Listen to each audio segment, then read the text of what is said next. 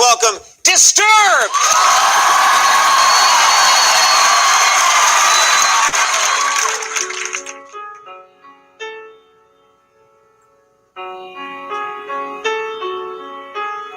Hello, darkness, my old friend. I've come to talk with you again. Because a vision softly creeping left its seeds while I was sleeping. And the vision that was planted in my brain still remains within the sound of silence. In restless dreams I walked alone, narrow streets of cobblestone, neath the halo of a street lamp. I turned my collar to the cold and damp, when my eyes were stared by the flash of a neon light that split the night and touched the sound of silence. And in the naked light I saw 10,000 people, maybe more. People talking without speaking. People hearing without listening. People writing songs. And voices never shared. No one dared disturb the sound of silence. For said I, you do not know. Silence like a cancer grows. Hear my words and I might teach you. Take my arms and I might reach you. But my words, like silent raindrops, fell, echoed in the wells of silence, and the people bowed and prayed to the neon god they made. And the sign lashed out its warning. And the words that it was forming. And the sign said the words of the prophets are written on the subway walls and tenement halls. Whisper in the sound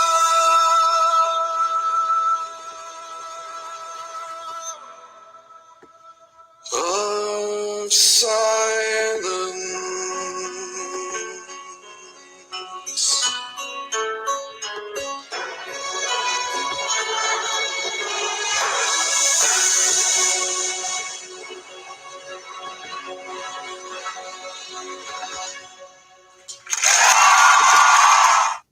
Hey, Star Mama. How's everyone doing tonight? I think another exciting day, huh? Yes, yes. Did you see my post? We're launching Project Enough. Right. Mm-hmm. I think it's time for us to be outspoken about the abuses and the harassment that we have gone through in the last almost 4 years. Right. Did you get my email about what happened to me at 4:45?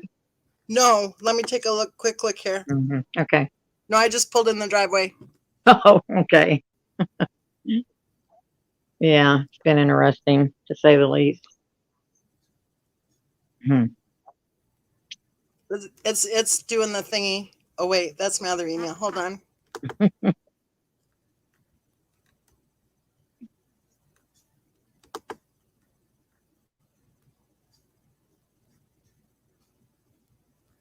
It's loading.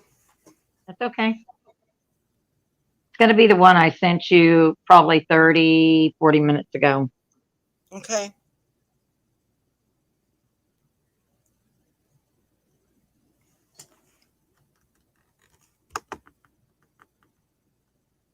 It was interesting anyway. Oh, never do that. Yeah, I'm the same way. I'm the same way. I still do it, and then wish I hadn't. Hmm.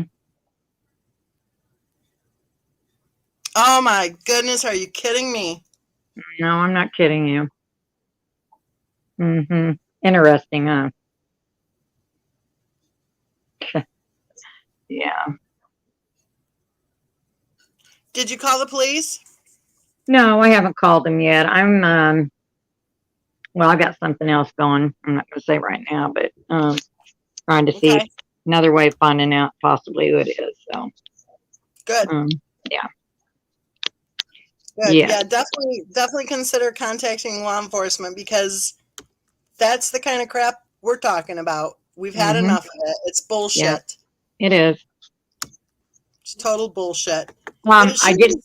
I did find out one more thing I thought was interesting. And I was going to ask the chat about it. I wonder how many of you all have ever heard about using lavender oil on someone's stomach to get rid of a stomach ache. How Not many me. people have ever heard of such a thing, using lavender oil, especially on a child's stomach? And then I'm going to tell you why I'm asking.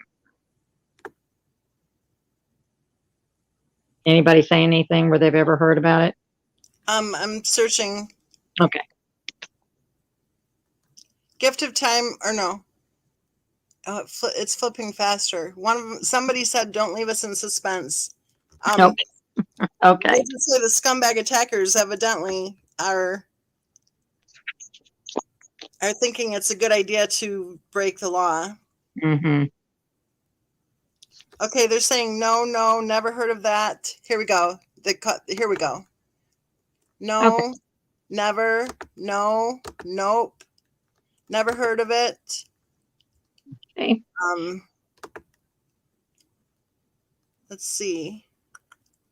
Not familiar with lavender oil. Okay. Okay. Remember how we talked about the possibility that SW used oils in the nebulizers?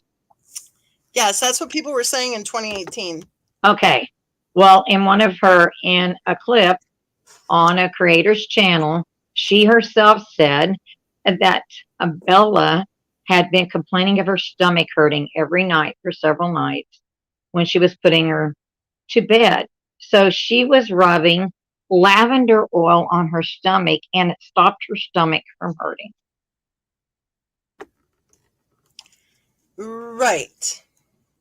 So did she ever think it was possible, well, you're putting me to bed at 6:30? I don't want to go to be in bed for 12 hours, or my stomach's hurting from all the Benadryl and Tylenol you're giving me at night. I mean, nope, just a stomach ache. She thought it was an excuse for her just to stay up.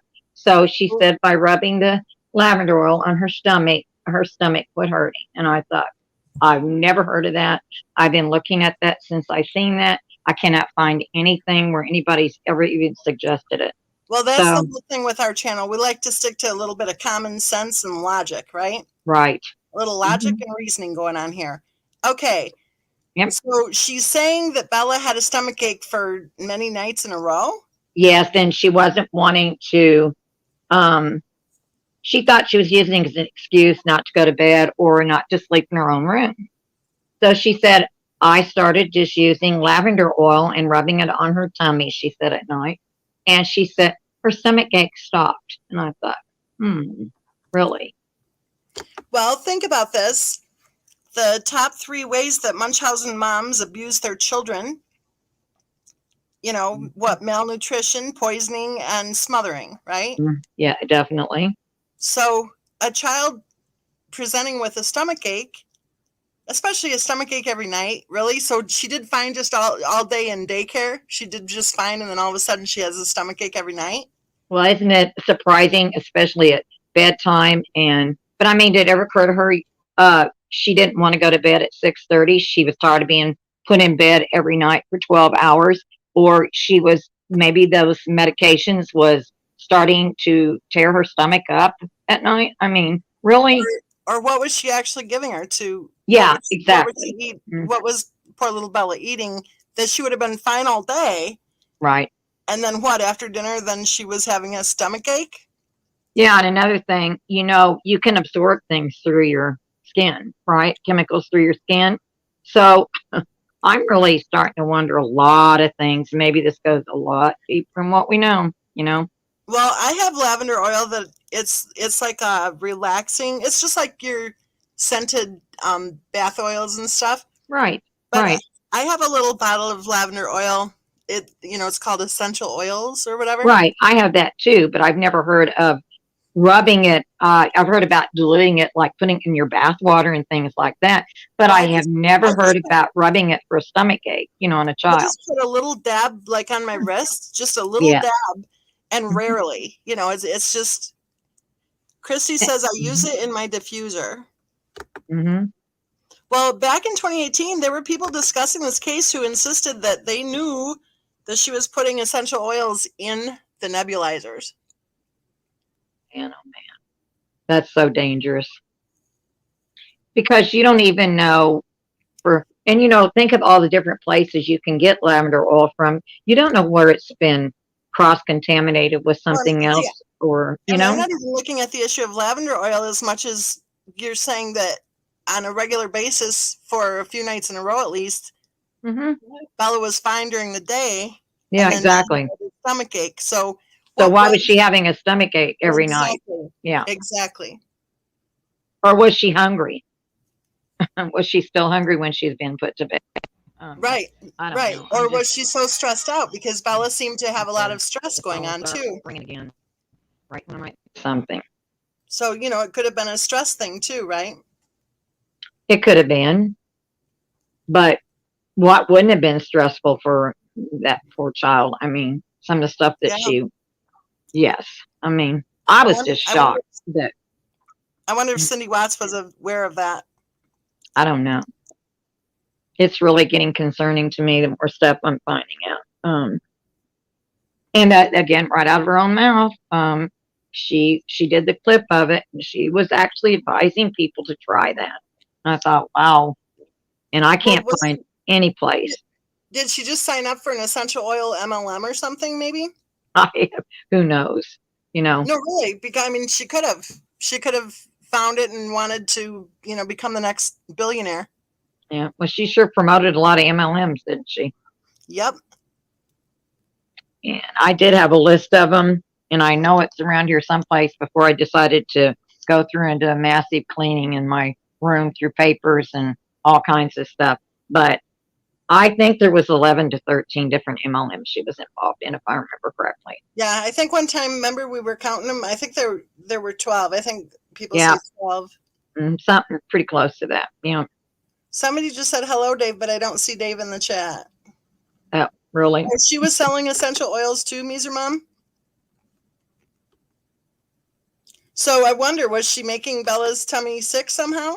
Oh, brother, wouldn't be surprised. That went through me. It's just that really did something to me after I read that. I mean, I don't know what, but something just come over me, and it's just like, I just felt ill from that. I mean, got a real bad ill feeling, just really upset, because God only knows what else went on. I mean, what else actually went on, It's scary. Wow. The things that we don't know is what scares me. Right. And where are the safety nets? Why were there no safety nets in place for those children? Right. And the other stories that you listed on that, some of those other stories, well, there's a lot of similarities to a lot of things that those parents were doing to their children too. If you listen to some of these cases, I mean, it's just, I wonder if maybe she didn't get some ideas from actually researching these cases and stuff, I mean, Well, it's I just, think that one with Olivia, I yes. think that one was probably her go-to. Hmm. I wouldn't be surprised at that at all. How can you figure out how to see it where you can see the chat? Because you interact with people a lot better. You pay attention a lot better than I do. I don't know about that. I Every noticed time I try to do it, I don't know, it'll throw me out. It throws me out of here when I try to go in and look. So I don't know. I can see everything you put up. That's why I go back after the live. Sometimes I go back and look at everything in the chat to see if there was things that we missed, that maybe we needed to touch base on, the next time. That's why I kind of, make sure and that's how I find a lot of tappers that like to come in and think they snuck through. Well, you're not going to get through me for very long because I'm going to find out. Yeah, you keep your eye on things really well, where I'm kind of like, oh, look at that comment. Woo. Yeah. No, I saw Dave's video that he posted, and that song was the song that he used on that video, and now I've been humming it ever since. Right. I mean, I love Simon and Garfunkel. We've played that same song here, right? But right. Simon and Garfunkel. But when I heard that version on Dave's video, I was like, oh, that's like so powerful. And some of these comments and that's not counting the ones that you haven't posted in the phone call I got, but these people are really I mean, it's getting back to, I don't know, it's like it was in the beginning. The attacks are coming strong and hard, and they're getting, starting to get vicious again. And the only thing I can figure out is that we stepped on somebody's toes. We brought something out they don't want out there. That's all I can figure out.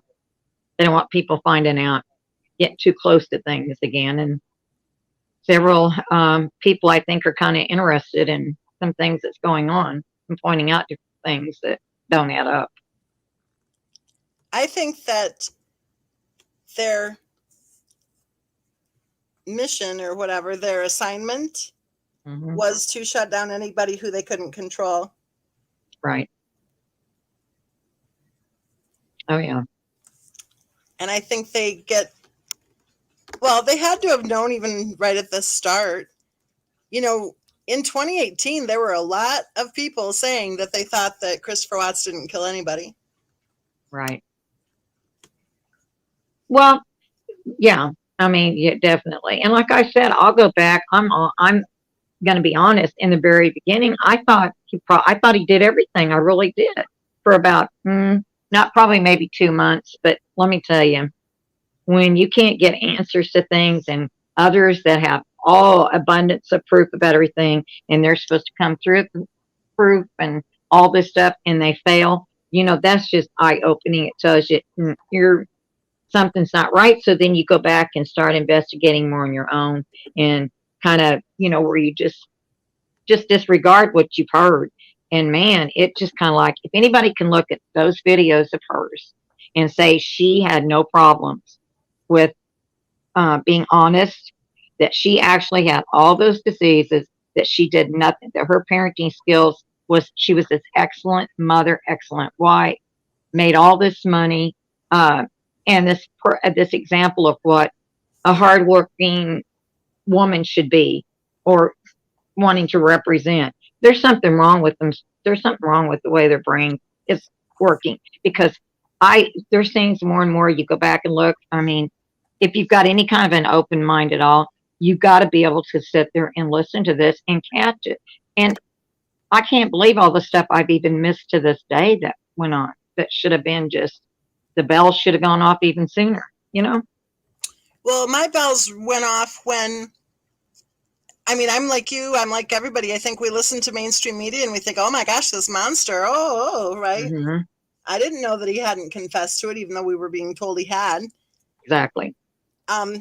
So I clicked and looked at a couple of her videos, and the one where he was sitting on the floor playing with the kids, and she was on the sofa at first, and then she had to go outside because the kids were too loud.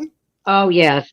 He was there in the entranceway by the front door. Yes. Yes. Mm-hmm. And I actually started to watch the videos to look for signs, that he was an abusive husband. And I saw him sitting there on the floor by the entryway, and I thought, this is staged as all get out. Like, this is weird. Mm-hmm. And I thought, abusive husbands aren't going to do that.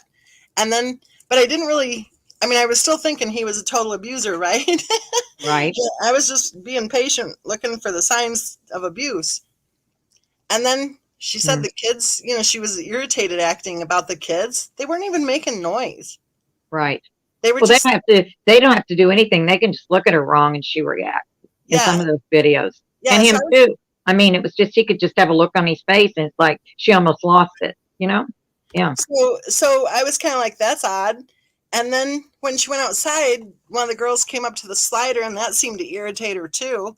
Mm-hmm. And I just thought, boy, I'm not finding any signs that he's an abuser yet, And then she started talking about how I think that's the one where she was talking about how she survived abuse. And I thought, bullshit, whatever. Then she said, and I'm not sure if I have these in all the right order, but she said that she had so many health challenges. I thought that's really strange that somebody would refer to a health condition like that, right? She refers to him as health challenges quite a bit. Right. In several videos, yes. I found that to be very disingenuous and very, that's where my she's a liar radar started to swirl. And then it's the real estate broker in me who really, that's where I went, no way. Because she was talking about how she was going to make money on houses. Mm-hmm.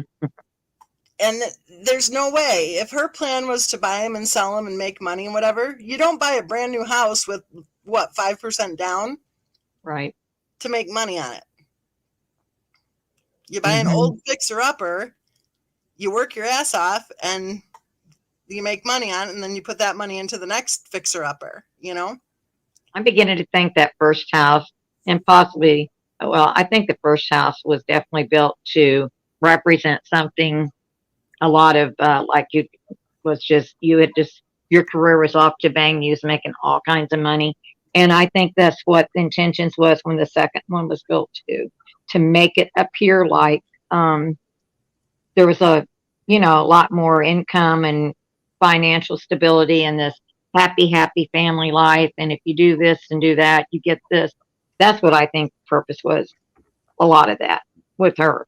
Well, there's something else though. If you want to buy an old fixer-upper, you have to have better finances than if you want to go in and buy a brand new house. Exactly.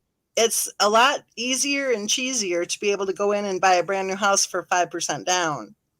Right. It's kind of like, some people will lease a vehicle because they just have to have the brand new, hoity-toity one. You mean like a Lexus? Well, and I know some people have good reasons to lease instead of buying and whatever, but people who want to live a plastic life, they're buying houses with 5% down and they're leasing vehicles. Right. And I don't know. There's just so many things.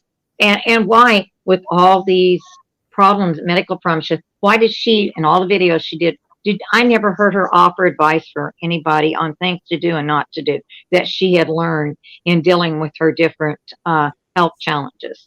Just that this MLM was her cure-all. It cured it. And she quit taking everything and was on the road to a body that felt brand new.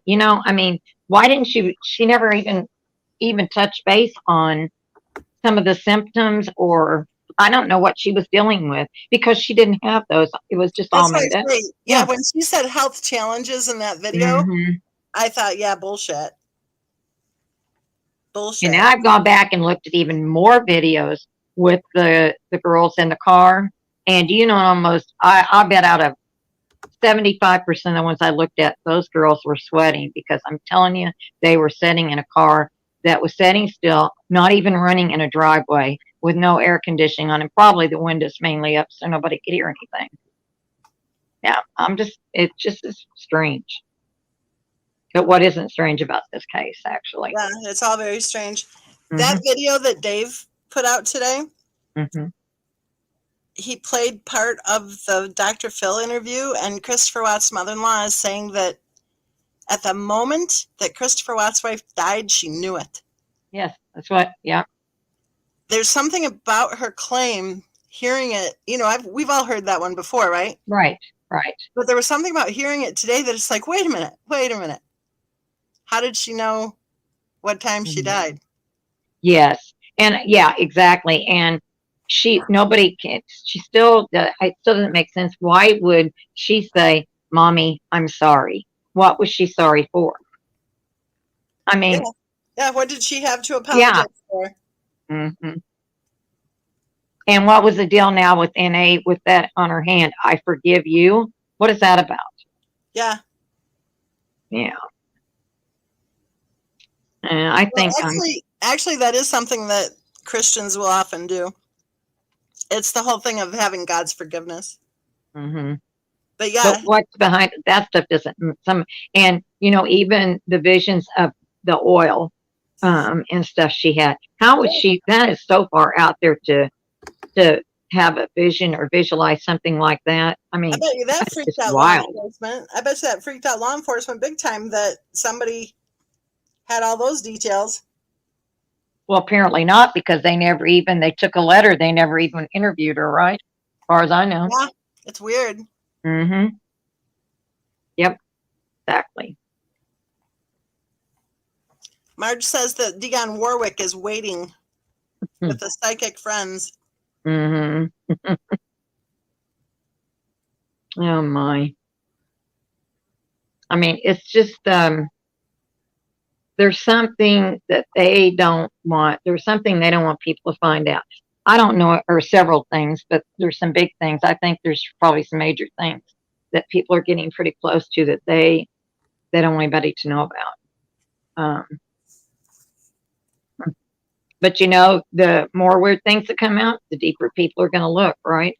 I mean, that's just nature, I think the fact that there are so many of us being harassed. Yes. And the fact that we've been told we'll never know the truth. What? Yeah.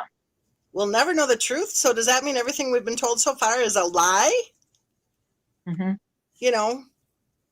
But even more, if you just look at the scumbag attackers, how they're acting, it's like, okay, are they familiar at all with the true crime community?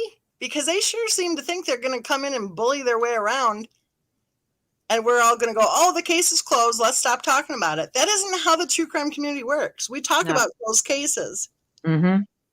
So here's a little message for the scumbag attackers.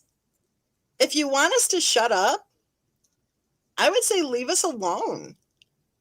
Because every time you harass us, we go, wonder what that's about. And then we talk about it some more. Exactly. Mm-hmm. Well, personally, I don't understand why I don't understand why they just don't stay off of YouTube. I just don't get it. I mean, if it's that upsetting and... Oh, you mean the family? Yeah. Why don't they just... Scumbag attackers, they live on Oh, YouTube. them too. But I mean, probably if certain members of the family would stay off, they would probably become disengaged to a big percentage of whatever, maybe 75% out of 100. They'd probably disconnect if they would stay away and they wouldn't quit bringing up stuff. Just like that deal when he went on television and showed certain creators' pictures and said that stuff, which I've never heard any of those creators ever say such a thing. Why draw more attention? Why go to that home after almost 4 years? Go inside a situation where something so horrible happened to your family. How could you go in there and sit and even discuss anything? I don't get it. That just doesn't...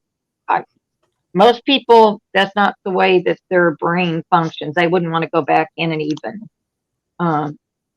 put themselves in that situation, right? Well, as reminders, This is a good point. If you believe that you know that your daughter's dead. Mm-hmm. You didn't hop on a plane immediately. You Right. didn't. I would say even before you hop on a plane, you're going to be calling your daughter. Right. You're going to be calling your daughter over and over again. And if she doesn't answer, you're going to be calling your son-in-law over and over again. And if he doesn't answer, you're going to be calling the police and going, something's wrong. Right. I have this intuition and I know everything. Mm-hmm. Makes you wonder, doesn't it? But I'm not sure. I think in the discovery, I don't think there was any record of her ever calling her daughter. No. People were questioning why she didn't. You know, isn't there just one thing I can remember is a reference to something about that the school, she contacted the school. And and I've seen another clip. I did not know that her dad suggested her, why don't you send them to that, why don't you send the girls to that new school they just built down the road from you and take them out of that private school? I didn't know, but that's when they asked him, and he said he had no idea that they had any kind of financial problems at all. Well, I'm not sure of that. Because they were in a daycare center. Exactly. But But it was a daycare center. So it's like he was implying, well, I never knew about any of their financial problems. They never said anything. But why would he even suggest taking them, no matter if it's a daycare center or for school? Because he was saying because Bella was going to start kindergarten, which we know she wasn't even old enough. But right. what would be the problem if you're making all this money and there's no financial problem? What would be the issue with you going to a private school, unless he knew there was financial problems and he suggested using a public facility instead of a private one? You see, it's just wording, the way that they kind of contradict themselves, like saying, no, I didn't know anything about it. I wasn't aware of any financial problems. But why would you suggest something like that? I don't, that's kind of makes you wonder, I think that's one of those areas where we'll just have to know that we'll never know the truth because they don't tell people like us. Oh, yeah. I think they were getting subsidized daycare. Mm-hmm. I don't think it was costing them a dime at the daycare center. Right. And if you're a stay-at-home mom, why do your children need to go to daycare at all? Unless there's the $1 million question. They cannot be at home alone with you. Why does your husband have to take? I mean, I have a whole list of questions for them. Why did her husband have to take off work every time the girl were sick? I don't know how many times my children have been sick, and there is no way that both of us could have ever afforded to take off work. Why does hubby have to take time off work for mommy to take the kids in? Exactly. You need the money more then, because you're going to have more doctor bills and bills for medicine, and probably if mom's working, that's going to be dipped into, right? So why would dad take off work too, to sit around and do what? Men aren't usually really good unless they've been doing it for a long time. A lot of men are not very good at handling children when they're running fever or they're not feeling good. I think men are excellent at handling kids. I think the key is that when you have a 2-career family, then you don't both take off work, right? And especially if her flexible schedule. I'm sorry. Well, I'm not saying that men aren't good fathers. Don't get me wrong. But I'm saying a lot of times kids are drawn more to mommy than they are to daddy when they're not feeling good. If you're a good mommy, right? Yeah. When they're not feeling good, they want mommy's hugs. Yeah. Exactly. But yeah, why does daddy have to take off work to meet, to go to the pediatrician or whatever with? That makes no sense. And then it doesn't look good at work when you're having to take off work every time your kids are sick either, does it? I mean, when they know you got a wife that's supposed to be a stay-at-home mother, making all this money. There are single parents all over the planet who can make it to the doctor's office without the other parent taking time off work. Exactly. Yeah. But here's another one too. What's with emergency room visits? When you have a woman who is sitting at home all day long on her butt, why were the kids getting sick enough that they had to go to the emergency room? Now think about this. They were in daycare all day long. Do we even know if they ever missed any daycare? No. Because daycare centers don't take sick kids, right? Yeah. So were they healthy all day long? And then boom, middle of the night, they had to go to the emergency room? What the hell was happening to them from the time they left the daycare center until they had to go to an emergency room. Well, a lot of those emergency room visits were at night, weren't they? Yes. Yeah, that's what I thought. And sometimes it wasn't just done at one facility, at one hospital. They were took to 2 or 3 till they got an answer right, or I don't know. It's almost like, why would any child in a 2-parent family with one of the parents sitting on her butt all day, why would any child have to go to the emergency room unless there was some sort of a physical injury, fell off their bike type of thing? mm-hmm. Why would they be taken to an emergency room, period? Yeah, Because and why can't the mom remember what they were both treated for, what they both were told the diagnosis was? I mean, that's crazy too. I'll bet you if we were able to learn about their daycare center experience, Mm-hmm.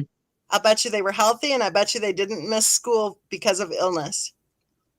I'll bet you they were healthy while they were there, and I'll bet you they got sick in the evenings.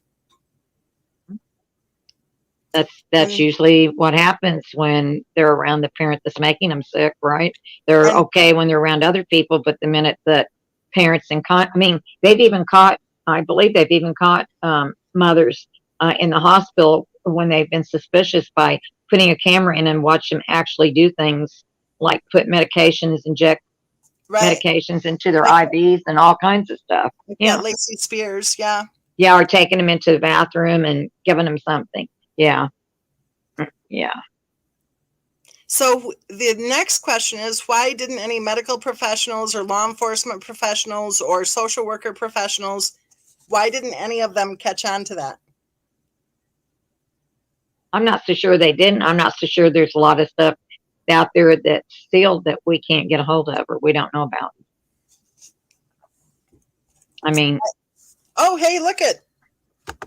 Dun, dun, dun. Hey, Justin. Hey, Justin.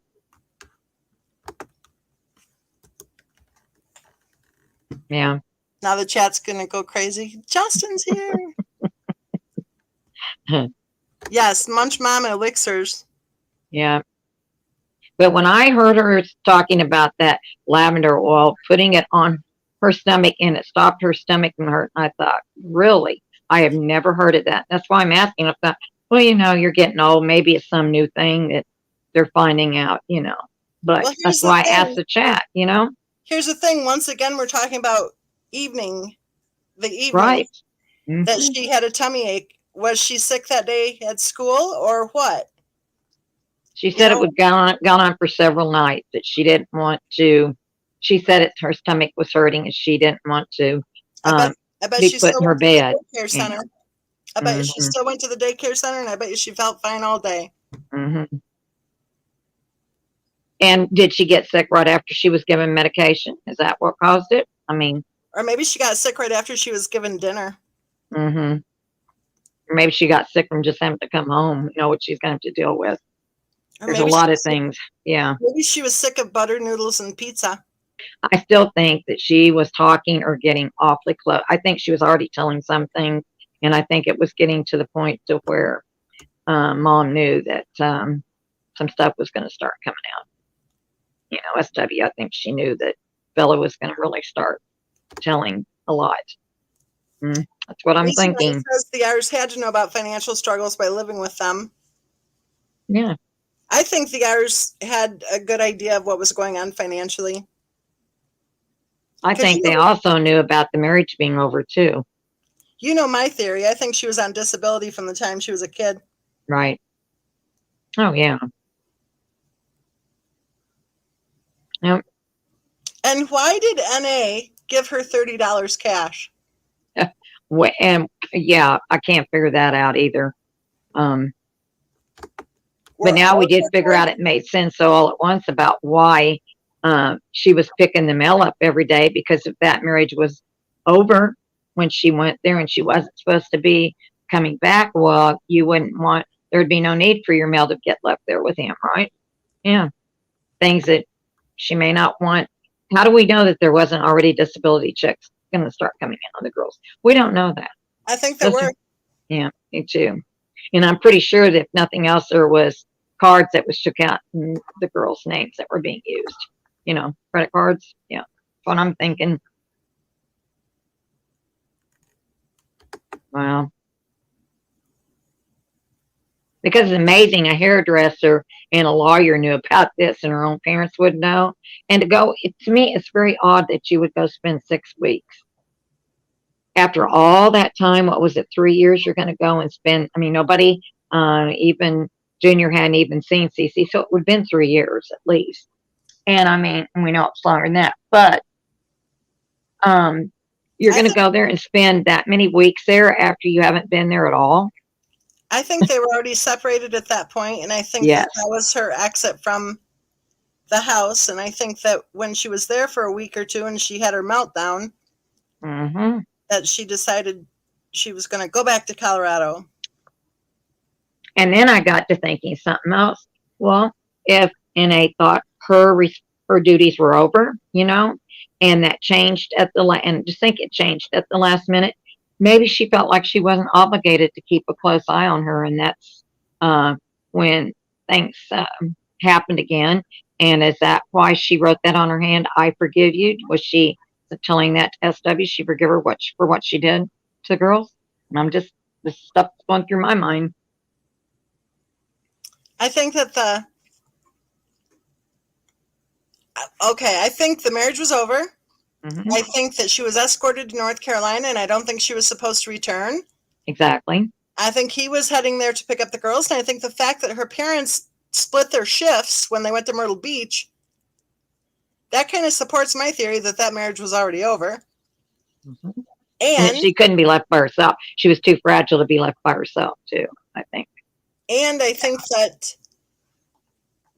when she returned to Colorado, she wasn't supposed to. I think that ongoing family matter at the upcoming court hearing was to sever her parental rights. I believe that, too. Mm-hmm. I think there were a lot of other people there, too. Oh, yeah. And I think that, I'm beginning to think, I think it was moving day, and I think Mm-hmm. she was already supposed to be out of that house, and I think that her stuff was about to be moved out of that house. Yep. And honestly, I don't think she had that much stuff except shoes and Thrive crap. Yeah.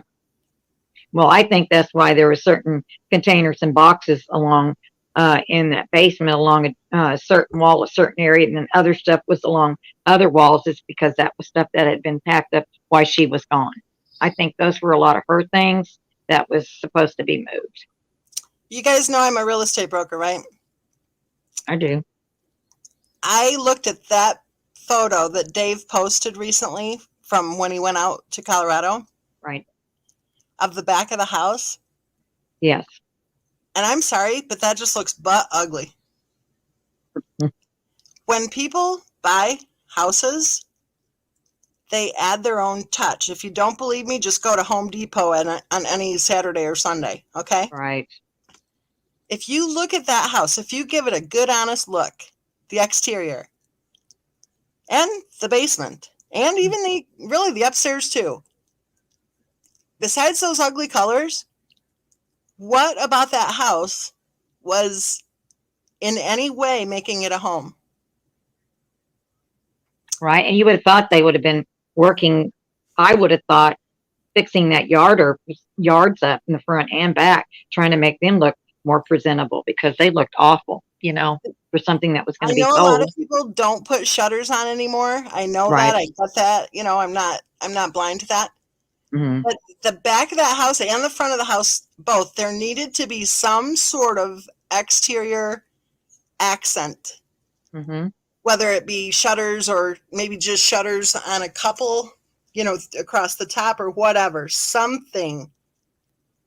It looks bland. It looks empty. Like, I don't mean, obviously it's empty, but I mean, it just looks blank. It just looks bland is the best word for it. You look at that yard. Did she ever plant any plants or flowers? I don't think so. I don't remember ever seeing any. And also, you could have done something as simple as putting one of those things that roll back and forth, those covers that cover your back porch, the back patio, to where the sun would be out, on that sun deck back there. You could have made that look a lot different too. I think you could have. And if you look, I don't see any evidence of any accents at all. No. at all. And people think it's such an elaborate home. Actually, it's not. That house, there's a lot of wasted space, and from the floor to the top. I mean, that distance, those high ceilings and stuff. That's where a lot of your wasted, what I call, and then a lot of people refer to wasted square footage that could be used. Right. Yeah, it just was. Well, I personally think that it was probably a starter house. Mm-hmm. Because I know it's expensive out there. I think it was probably a starter house. I think it's the only thing they could get. And I think too, a lot of people usually a full carpet up, put hardwood floors in right away, don't they? They usually don't even want carpet. And with the girls having allergies, I don't understand the carpet being there either. Exactly. If they were deathly allergic and severely anaphylactic, that carpet would have been torn up fast. Yeah. And that blanket that Cece had over her face would have never been in her crib.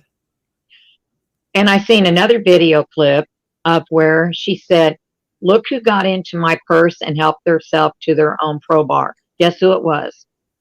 The deathly allergic one? Yes. Yeah. Mm-hmm. Yep. She found one she had in her purse and she helped herself to it. When it specifically said on there that those are made in a factory where there's tree nuts processed and stuff. And I mean, people need to seriously stop and look at the things that don't make sense. It just supports what we've already been discussing, right? There's no way in hell. No way in hell. When you have an autopsy that says they were healthy, they were physically healthy, any of that stuff something would have shown up on autopsy. Something. Right. And if they had to have a particular kind of chocolate, like she told Cindy they needed, correct? Why in that video where she left those chocolate chips there and she told Bella, she said, "Well, you can entertain them. I've got to go get Cece out of the toilet." She fell in the toilet. She leaves to go do that, and you can see Bella sitting there starting to just eat the chocolate chips out of that bag. Now, if they can't have those kinds of chocolate, why was it okay to give it to them when you're right in the middle of making cookies and stuff? See, those are the kind of thing. That's the kind of stuff that makes no sense to me. And then those fro bites that she made, with the powdered stuff, and she took and put peanut butter and honey and the chocolate chips and stuff, the oats and stuff in there. Well, why would you put peanut butter in there? I just don't get it that they all ate those fro bites. And she said she made some different ones for the girls. Well, I never seen her make them or talk about what difference there was between the one she made for her and Chris and one she made for the girls. But yet Bella was right there watching them and wanting them. And yes, Sandy, remember the story that Cindy Watts told us about her Hershey's Kisses? Mm-hmm. Cindy was lied to for how long? Months and months and months. Right. When her daughter-in-law insisted that the girls couldn't have the cheaper chocolate. Can you imagine how Cindy felt seeing her walk in with a mouthful of those chocolates? She probably, I bet her heart sunk, thinking, "Oh my God, I left those out. My granddaughter's got them." And to see your daughter-in-law standing there laughing about it. Yep. Cindy said that she wow. just went back and watched her laughing about it, and she realized that she'd been lying to her all along. Mm-hmm.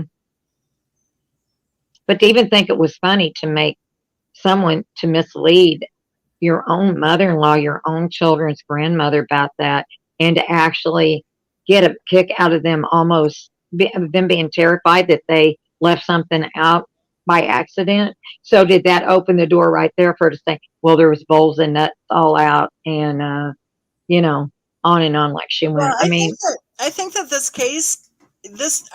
this case, this is one of the issues that can be helpful for people to discuss to promote awareness, because let's face it, Cindy should have spoken up many times. Yeah.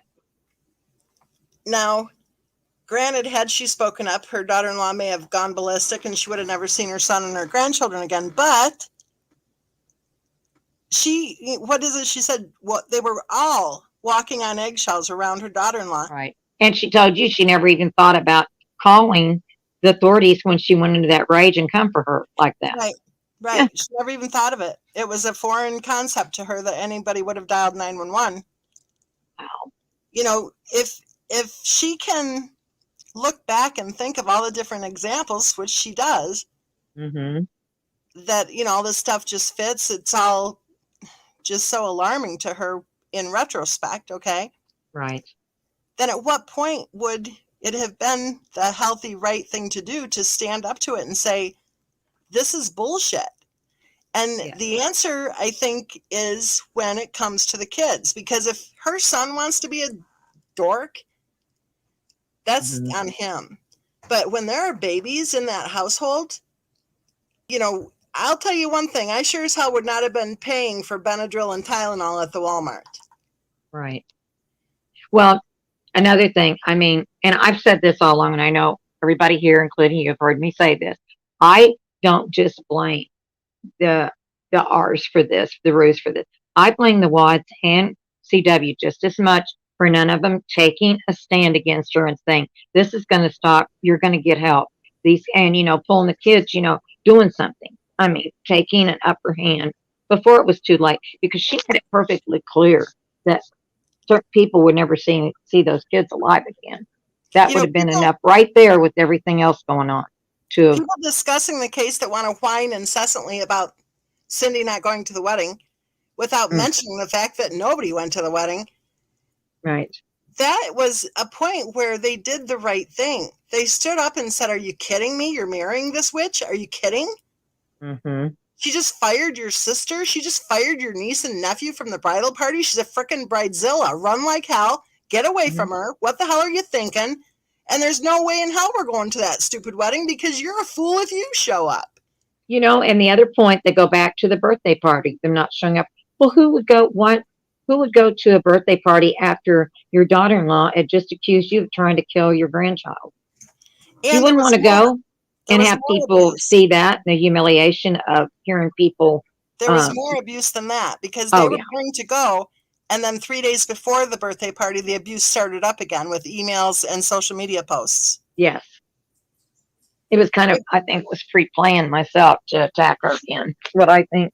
Well, good for them for not going, because if you're going to get abused by someone and then march right in and go, hey, honey, well, then I guess you're saying go ahead and abuse me some more, right? Right. And exactly where was that birthday party? Why was that place not decorated saying happy birthday, have balloons all over and things like that? Why was it so blasé for a 3-year-old's birthday? Did you see a birthday cake? All I saw was a cupcake. Yeah, the candle in it that she blew out before they even got done singing happy birthday to her. Yeah. Didn't make sense. Nope. And a lot of little tiny chairs there, weren't there? Yes. You noticed that too, huh? I forgot about that. I was going to say something the other day and it slipped my mind. I thought, why so many little chairs? That tells me it was probably at a daycare center, someplace, maybe in the cafeteria. Yeah. No, I think it was in the solarium. Yeah. In a cafeteria part, maybe for children when they come to visit. Yeah. Or I think they could have taken it a step further. And here's where the clincher is.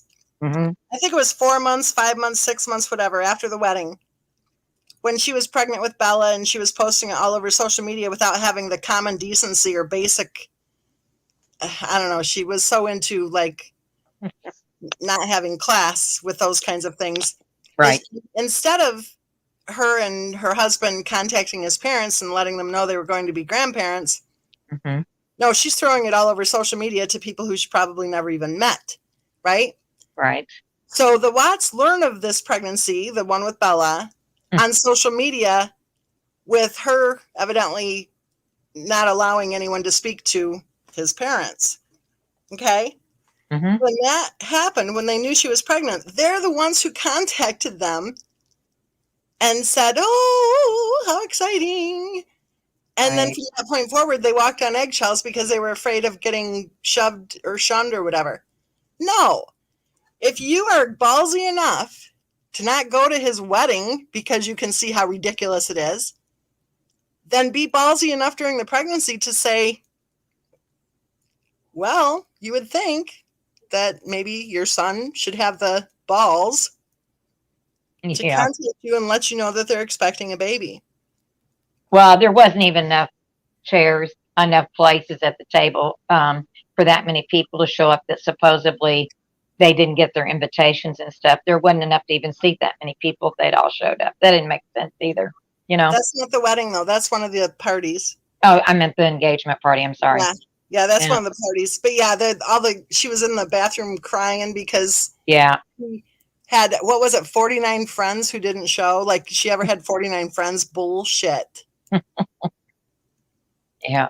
I don't think so. And I've listened to her videos over and over and over again. It's usually the same people in there all the time, the same people's names that she's speaking to. The same And it's people. usually 11 to 13 people all the time in there.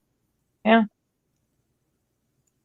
And some of them was, hi, Mom, hi, Dad, hi, Jamie, people like that. Yeah. That names that we recognize, Yeah. Yeah, I think her social media presence wasn't half what it's been made out to be. And I do know that CW's sister tried to be supportive of her MLM. I do know that she bought different things from different ones of her MLMs. I do know that to be truthful. So they can't say, I mean, she was not mean to her, but I would have shied away from going around her, because if somebody threatened and said that my mother had tried to kill one of her grandchildren, I mean, and that was my mother, I wouldn't want to be around my sister-in-law either. I mean, that's horrible. I mean, why would she be supportive of that? Right there, she was there that day. And why was it that as soon this didn't happen, why Chris's or CW's sister was there? Why was it after she left when all this fell all apart? Well, no witnesses, right? The problem, I think, is that after the family did take a stand, then everyone caved as soon as she got pregnant. Right.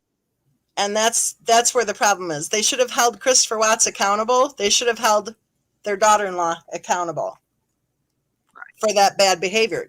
What she did, the way she treated Jamie, the way she made those accusations was deplorable. Pregnant or not, there should have been a, come to, moment. Right. What's it called? An intervention. And I was even looking at when they were showing how they were fixing up Bella's room, the video she was doing about that. Did you see there was racks and racks and racks of clothes for Bella? I mean, I couldn't believe a closet. I mean, I know a lot of people buy things for at baby showers or grandparents. Well, but I couldn't. They said that she can't believe all the clothes, that there was no way she'd ever been able to wear all that stuff, because they were like just all small sizes, like looked like from newborn to a year old or something. I mean, how would you ever even use all those? I mean, it was a lot. Claim to know insist that she was diagnosed with bipolar. Yes. Bipolar has the two separate, the manic and depressive phases. Right. And oftentimes during the manic phase, shopping can be one of the symptoms of a manic phase. Right. And I would say this, the next time you're paying too much for those cute little clothes for your grandbabies, then you have people like Christopher Watts and his wife to thank for the higher prices, because those credit cards that got erased, oh yeah, bet you were used to fill those closets full of clothes. Right. People need to stop going there saying that it was medical bills and all this bull crap and fertility treatments and stuff. It was not. Macy's and different places, JCPenney's and places like that are not medical bills. Sorry, they're not. That's what I say. I never knew that Macy's and JCP were medical care providers. I don't know when that happened. And I mean, here you are. How did they expect him to feel? Here he was. And I mean, and he wasn't in debt before that. He had good credit. Then they get in debt and already a bankruptcy. And not even 3 years later, they're right back, if not in worse shape than they were in the first one, before the first one. I mean, that would really make you about ready to throw the towel in anyway and say, well, this can't go on, because people keep saying, oh, he wouldn't be able to afford the child support and alimony. He couldn't. I mean, if you think about it, that would have, even if he wouldn't have got the children, say he didn't, even with child support and alimony, it would have been a lot cheaper than all those expenses that were getting incurred all the time, right? credit cards getting maxed out, credit being destroyed. Well, he I would have mean, never ever had to pay alimony, and I yeah, highly doubt he would have ever lost custody of the children. I don't think so either. I'm just using that per se as an But example. you're I right, mean, because had yeah. everything been normal and Hmm. they had divorced and he was paying child support, he would have paid out 20, even 30% or whatever. That would have left him 70 to 80% of his income. Being married to her, he was out 150% of his income. Exactly. So people want to say, well, that's why he did away with his families to get out of paying child support and alimony. Doesn't even make sense, guys. It That's doesn't even total add bullshit. up. It's Yeah. total bullshit. It's the Hmm. same bullshit that he had a girlfriend and cheated on her. Yeah, really? Really? Where'd that 10,000 go? Let's talk about that. Let's talk about the lawyer in March of 2018 that she told she was getting a divorce. And the hairdresser. Yeah, the hairstylist in early July of 2018. That she was said fine, like she was going to be single again, and she was going to be happy and single again, be free again. Yeah. Okay.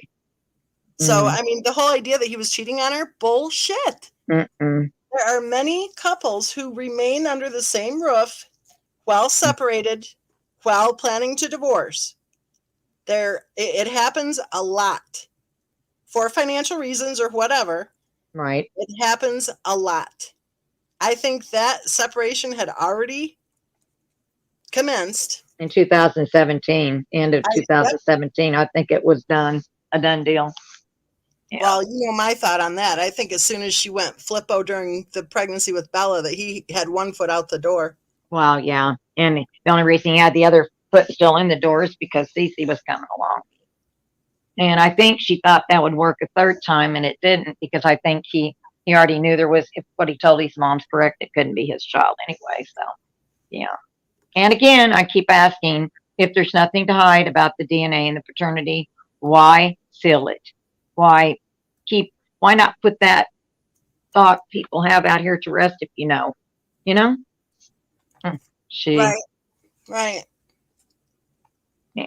And they wonder why we have questions and why we are looking into this, because things don't add up. They don't make sense. And it's not just because of that. It's because why are those two little girls not alive right now? Why are they not thriving? Why are they not healthy, happy, and enjoying life in a happy situation? Why did things turn the way they did? Why did nobody do anything? Why did they stand by and do nothing until it was too late? And we need to draw attention to child abuse and to domestic violence. And that is not just women who get abused. Men also get abused physically, emotionally, and right. I think there are three major issues with this case worthy of our discussion. There are more than that, but three top ones. Well, four. Munchausen by proxy, major. Awareness, promoting awareness. If you have a friend on social media who's sounding anything at all like Christopher Watt's wife, you need to do something. You need to contact her husband and say, what the hell is going on? The other issues are either untreated or poorly managed mental illness issues, right? Right. How many people unfriended her? How many people had to change their phone numbers because she wouldn't stop harassing them? How many people were really offended by her, right? Yep. And how many groups made her leave because of the information she was giving out, saying that those were miracle cures and stuff, and misrepresenting things. There was 2 or 3 Facebook groups that made her leave, and we had a person come in here and get up there and tell about Allison, that one guy, that guy. How many people from this case discussion can learn about the issue of domestic violence when the victim is male? That's another huge issue, I think, with this case. And then the other part of it is the dynamic or the correlation between the discussions on this case and the weirdo scumbag attackers. Yes. Do they honestly believe that we can be frightened into silence? Do they honestly believe that they can keep repeating one lie after another and we're all going to go, oh, that must be true because that's what they keep saying? Hmm. Do they think that people are just going to hear what they're told? Here's one example. They were due in court for the HOA, the unpaid $1,500. Right. When I heard that, I thought, what? $1,500. Okay, well, maybe they had some like $400 a month HOA and fell behind somehow, but why would they have fallen behind if they're so successful, right? But anyway, I looked it up, and at the time of the tragedy, the HOA dues were only $52 per month. Hmm. They owed over $1,500. And then you take a look at the date of their bankruptcy and you count the number of months. Did they ever pay any HOA dues? Ever? Right. And if not, why not? And then, so what they do is they come out with this crap of, oh, yeah, she mailed it to the wrong address. Well, where is that? If she mailed checks to the wrong address, so why did she not notice that none of those checks had been cashed? And why was that money still not in the account? So Right? do you ever wonder, like, how could it be that anyone would have believed that? Mm. But a bunch of people did. But then Yep, they did. when a few of us didn't believe it, then they came up with a news story. They said, well, there was construction dust on the deck. And she refused to pay the HOA dues because there was construction dust on the deck. Bullshit. And here's the other thing. If your HOA dues are only $52 a month, that means that those houses were, that development was just starting. Because sometimes for the first year or two or whatever, maybe 3, whatever, your HOA dues will be minimal. Okay? Yeah. And then once it gets finished, then they jump. And they can Right. jump up to $400 and $500 a month. So Yeah. the fact that those dues were only $52 tells you a lot right there. Right. And I mean, that whole area back behind the house, there wasn't anything there for a long time either, right? Okay. And what that does to the person who's trying to sell the house, it makes it next to impossible, because anybody who's buying a house in that area is obviously going to want to go build their own or buy a brand new one that's just been built instead of buying one that a family has lived in. Right. Yep. I mean, there's just a lot of things people really need to seriously look into. I didn't think about that. I've never seen any picture of her taking the girls to the pool. Maybe they didn't have pool privileges. Oh, they were behind on their Yeah, HOA. They probably cut them off. maybe their key card didn't work. Right. That's And think true. about this. You know how the neighbors were saying how the house was always dark and how they didn't even know kids lived there, and some of the neighbors had never even seen her before? Yes. Maybe she was so used to having bill collectors knocking on the door or process servers or whatever that she just locked herself in. Well, and they had those dark, those dark out shades too. I know in the girls' rooms, It just seems so weird to me that you have a family with 2 small children and those girls weren't running around screaming and driving their neighbor Betty nuts. right. You know? Well, she even said, I think, if I remember correctly, she said the only time she really seen them up was when the grandparents were there and had them out in the back playing or something. Right. Something like that. Yeah. Yeah. Mm-hmm.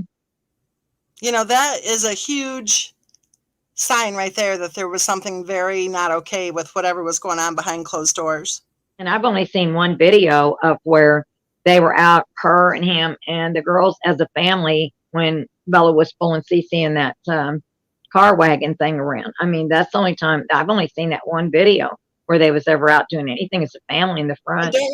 Do you remember the thing that she posted saying that Bella was playing on the swing or something and she fell and hurt her back? Remember that? Yes. Yeah, really. Almost like Bella was being trained not to do anything. Yeah. She was going to be hurt or she was going to be sick, right? She was trained to be afraid. She was trained to be timid, trained, groomed, whatever, to fear the dirt. Cindy said she was afraid of the dirt. Yes. How disgusting. And I think somebody actually did report her when that incident happened in North Carolina back there when it happened regarding Cece getting her arm jerked. I think somebody reported that. I think she was already being visited by the social workers. I think that too, but I think it got reported. I think somebody actually you know how people are now. They don't have, a lot of people don't hesitate in a minute to do that. And that was in a fairly small town too, right? Wasn't a big town, if I remember. Are you talking about the Walmart incident? Mm-hmm. Yeah, Yeah. I think that was actually further out of town at a different Oh, was it? town, yeah. Mm-hmm.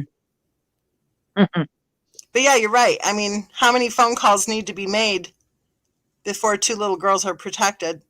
Right. And I don't know why we don't hear anything about anybody interviewing the daycare or the school primers. Why aren't they? I don't see anything of those people being interviewed or asked any kind of. There's nothing that I have seen. I mean, Well, if I was them, I wouldn't be talking either. no, probably not. Yeah. Welsh needs a GoFundMe, you guys, to fill her tank with petrol. Mm, And she needs a new pillow, too. yes. That would have been a total embarrassment if Oh, I was a man can you and know that. imagine? Oh my Can you gosh. imagine working your ass off to support your family and your wife holds a fundraiser for pillows for your kids? Yeah. Talk about the emasculation of the male. Oh yeah, and people putting him down saying, well, he quit a job making $30,000 less a year than what he was making there when he was working as a mechanic. That he give that, so he's to blame for the bills too. No, she made him quit that job. She didn't want him having the title of her being married to a Let's face mechanic, it, car Paula. mechanic. Yeah. Let's face it, he was a total doofus. Yeah. She convinced him that he had carpal tunnel and he wasn't able to be a mechanic anymore. Right. He was such a dork, such a doofus that he went, okay. And he went and took that job. And he's probably thought, and she's probably one that told him that spot that she found on him was cancer too. Oh my God. I just can't, some of the stuff I just can't go there. It's just so out there. And you wouldn't call and let your own mom know something like that. Come on, please. Exactly. Yeah. I do want to say this quick because I'll forget it. I know me. But today we launched the project called Enough. If you have been harassed, abused, stalked, doxxed, whatever, slandered, defamed, libeled, if you've taken any shit from any of the scumbag attackers, please email me your story. Email to missmensa@gmail.com. Put right across the top whether or not you want to remain anonymous. And I promise you, anybody who wants to remain anonymous, I will not reveal any information at all that would, give anyone a clue as to who you are. And, you guys know you can trust me because I've been getting a lot of emails and I haven't ever released anyone's info.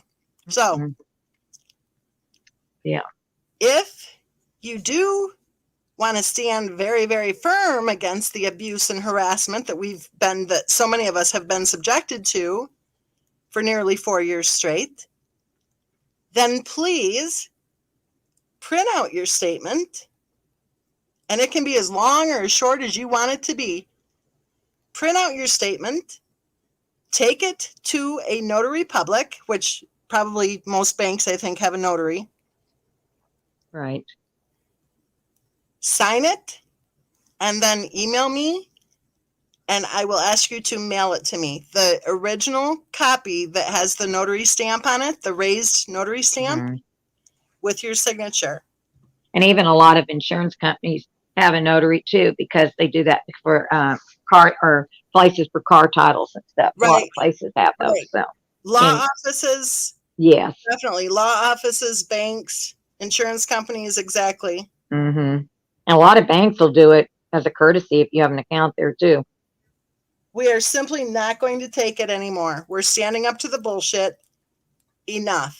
Which is why the project is called Enough. So please join us with standing up to the bullshit. Now, you guys want to hear the raccoon story from last night? Yes.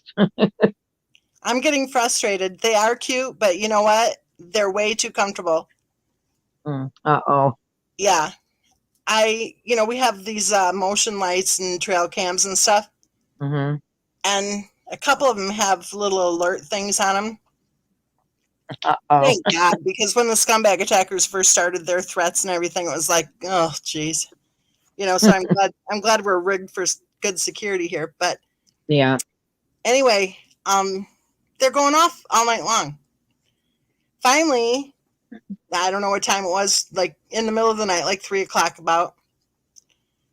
I'm wide awake by this point because they keep going off, and that's one thing about personal safety is you can't become where you're just like, oh yeah, it's probably just the raccoon. You got to check it out. If you're going to have the signals going, then you got to respond to the signals, right? Right.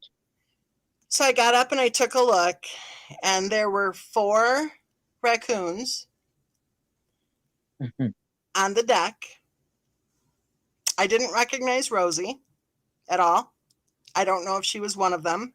I don't think so. 4. And they were comfortable. There was one laying on my yoga mat. I have a yoga mat out on the deck. There was one laying right on my yoga mat. Like they liked it. You know what I mean? And like your dog wasn't barking or anything? He must be getting used to him. Once I got up and he was looking out, because we have that one wall that's all glass. Uh-huh. Once he was figuring out and the lights were going and stuff, then he didn't go back to sleep. I didn't go back to sleep, and they wouldn't leave. Mm-hmm. I was making noise. I was yelling at them. I opened one of the doors and slammed it, and they were just looking like party time or something. They were hanging out on the deck. Absolutely comfortable. Oh my. Yeah, they're getting a little too comfortable. Were they there at daylight? No. Or did they leave? No, they stayed. I actually I stayed out in the living room, and I got comfortable in one of the chairs. When I got comfortable in one of the chairs, I could see one of them standing on his hind legs looking in the glass there. Oh gosh. And I'm like, this is so far beyond the Jaja Gabor, I think, or whatever, that Green Acres show. Yes. This is like so much worse, right, than pigs walking in the house. I just felt like, oh my God. I mean, and or the Beverly Hillbillies having them swimming having a pond out in the back in the pool. Yeah.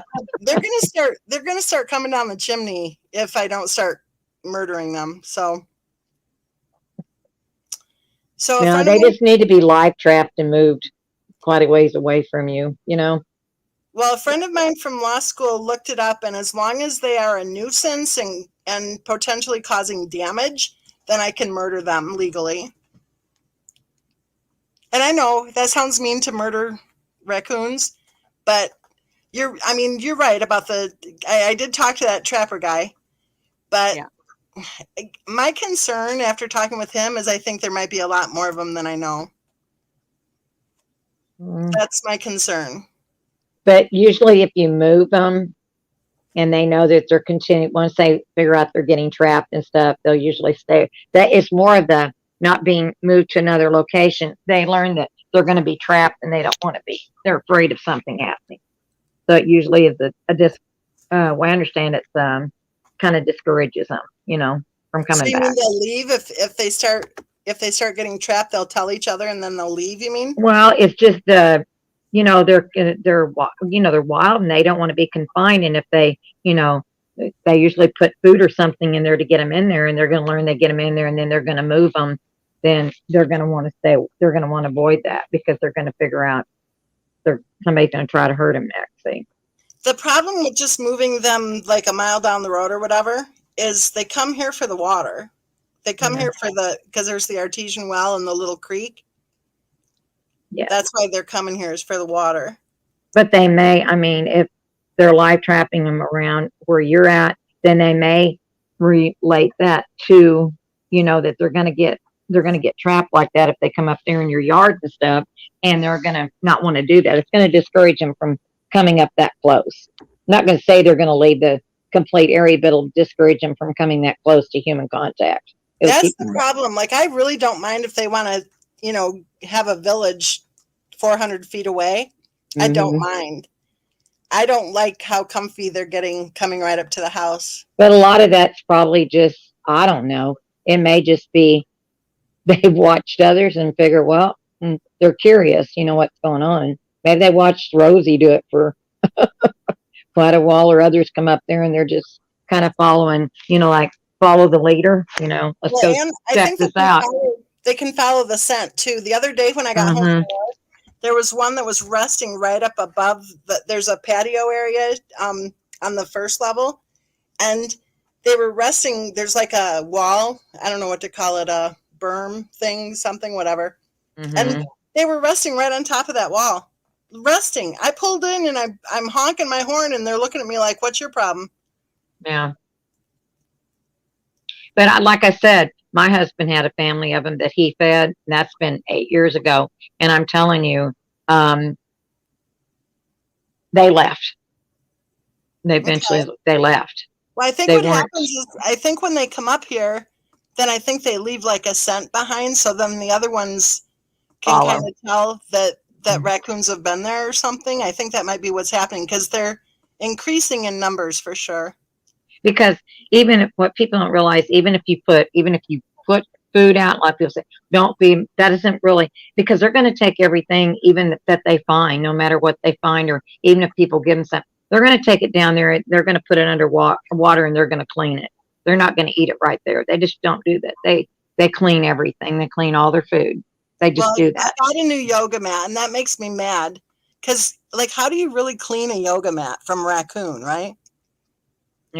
What material is it? You know what I mean? The yoga mat material. It's a little bit porous, It's like, it makes me mad. I mean, I'm still going to leave that one outside unless I see another one camping out on it tonight. I might not. But it's a really nice one. It's in an area where it's protected from the rain and everything. It's like, oh, dang it. They violated my yoga space. So yeah, they may be picking up that scent, and maybe that's what the dog picks up on too, because you said you'll see him go over there and look, and then there's nothing there. It may be the smell he's picking up on too, Yeah, and that's really my number one concern, is one of these days they're gonna get him, because he's not the brightest bulb when it comes to wildlife. And one of these days someone's gonna attack him. Yeah, I don't know. We had dogs too, and I think it's most of it's nature, unless he would just go up and just decide he wanted to play with them, Well, he runs with a deer every chance he gets. Yeah. He loves to run with a deer. So, and the raccoons are about the same, they kind of look alike, except their fur is different color. Right. So, yeah.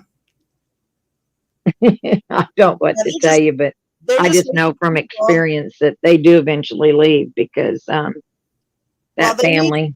They need to leave. They seriously need to leave, because last night, I mean, I didn't get any sleep, and my dog, I don't know, bless his heart. It's like, it's ridiculous. I almost felt, because I had already learned that it was okay to murder them.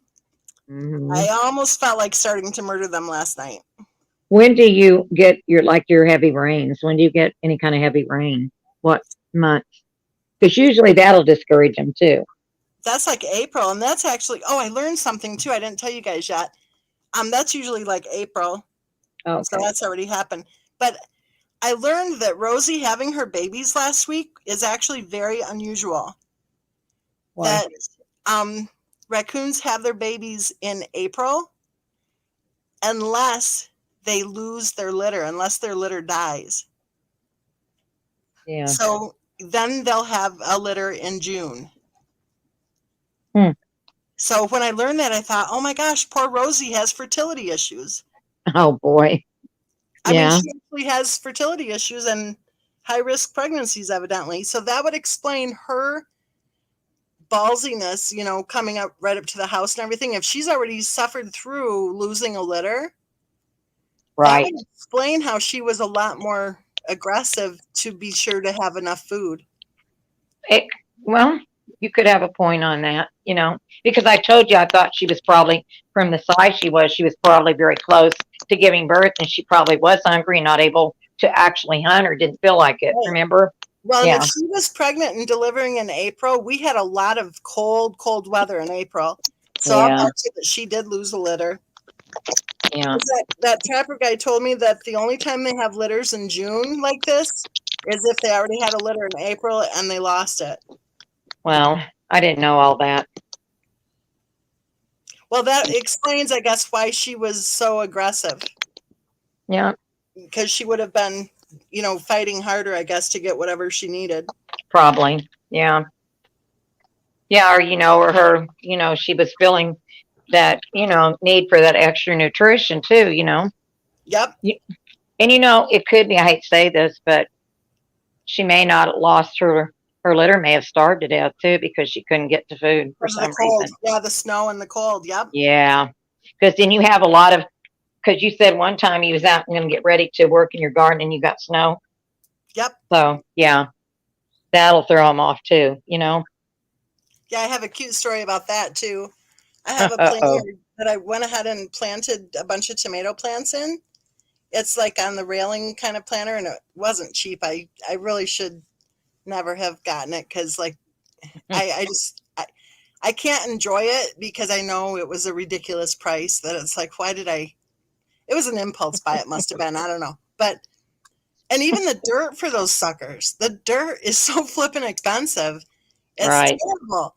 So I planted my tomatoes in that one planter thinking, oh, this will be nice. And it's going to be, up in a way. Because when I do the gardens, the rabbits, the deer, whatever, Uh-huh. So I'm all proud of my tomato plants. And then we got a bunch of snow and nothing happened. And I thought, yeah, these tomato plants will never make it. So I got some really nice bulbs for these beautiful flowers. And I thought, I don't really want tomatoes all over anyway, right? Mhm. I'll do that in the other part by the garden part. So I thought, I'll make this a flower pot instead. So I planted those bulbs. Well, this last week, everything started growing. And I have both tomatoes and flowers in the same thing. Wow, lucky you, huh? They're growing together, right? Like I Oh, have no gosh. idea how they. So I'll probably have tomatoes with flowers on them or something. It'll Oh be my gosh. probably a mutant tomato that I'll be too afraid to eat. That's crazy. I know it. Yeah, green thumb. I'm not for sure. Did you see Sandy's comment? Well, they can't say one thing about us that we don't have a sense of humor, that's for sure, because we do. Yeah, we got a good sense of humor, don't we?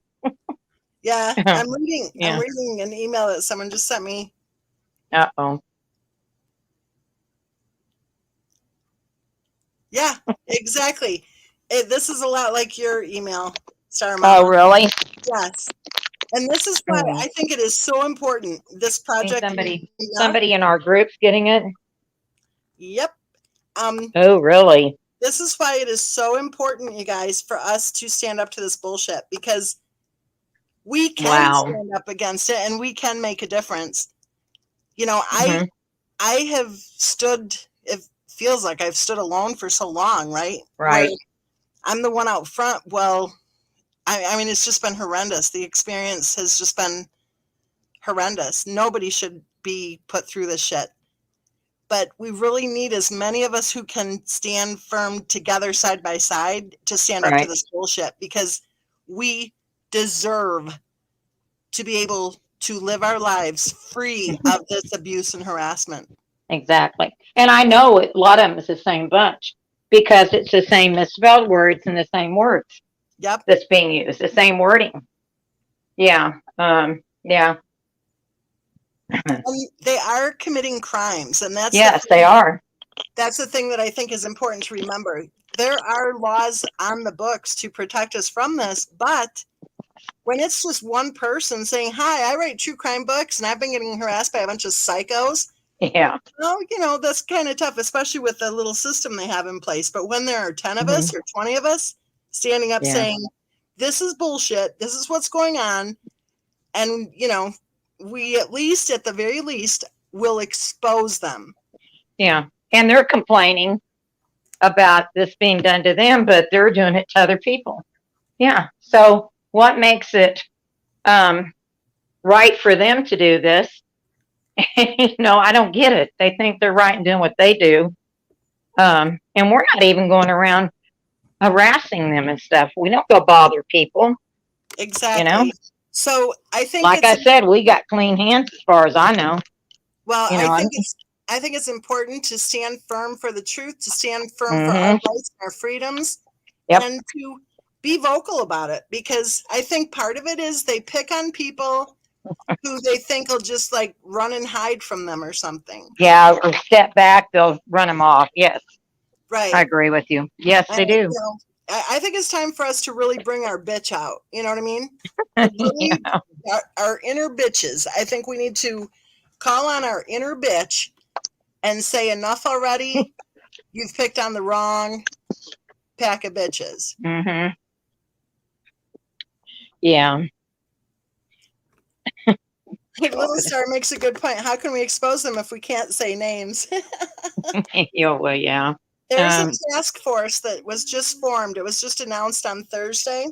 Mhm. Our vice president in the United States is leading, and it is to focus on two particular groups of people who are suffering from bullying, harassment, abuse. Okay. The first group, Right. their first focus is on protecting women. Women. Mhm. Even though a lot of you guys are men who have also been getting attacked, the task force is focusing on the problem of women being preyed upon by these scumbag attackers. Right. We can collectively have a voice, and we can be heard, and we can share our stories, and we can expect to be able to expose these yahoos. Okay? Well, we're not breaking any laws by discussing this case, any true crime case, and that's what I said in that one comment I posted. I said, "Why is it just this case? Out of all the true crime cases that's been discussed and we discussed, why is it just this case that, for some reason, they come at you like out of the, I don't know, out of the walls? It's just crazy."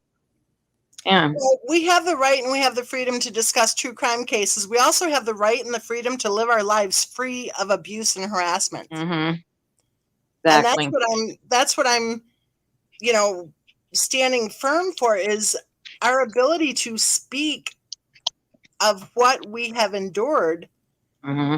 and our right to expect that the scumbag attackers will be held accountable for their criminal acts. And I guess they think we have no proof, but I've even sent the proof of the stuff that was sent to me, right? You've got it. You know what they did. It's the same stuff.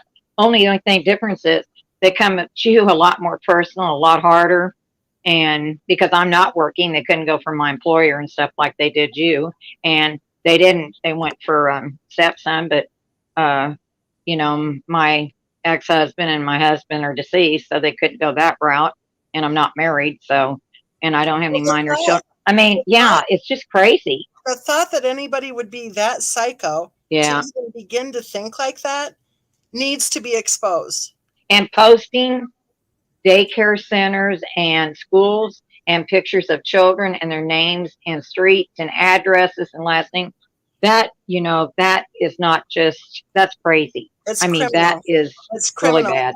It's criminal.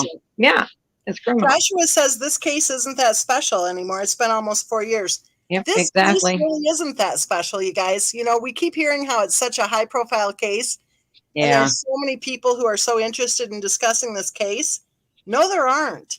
The case discussion groups that I've had for years, this is not the case people want to discuss. Mm-mm.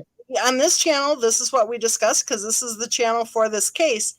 But my Teresa Halbach case discussion group, that gets a hell of a lot more activity than this. Yeah. My Betty Broderick group, my Darlie Routier group, any of the other groups, the Petersons, any of the other stuff. Casey Anthony, any of those, yeah.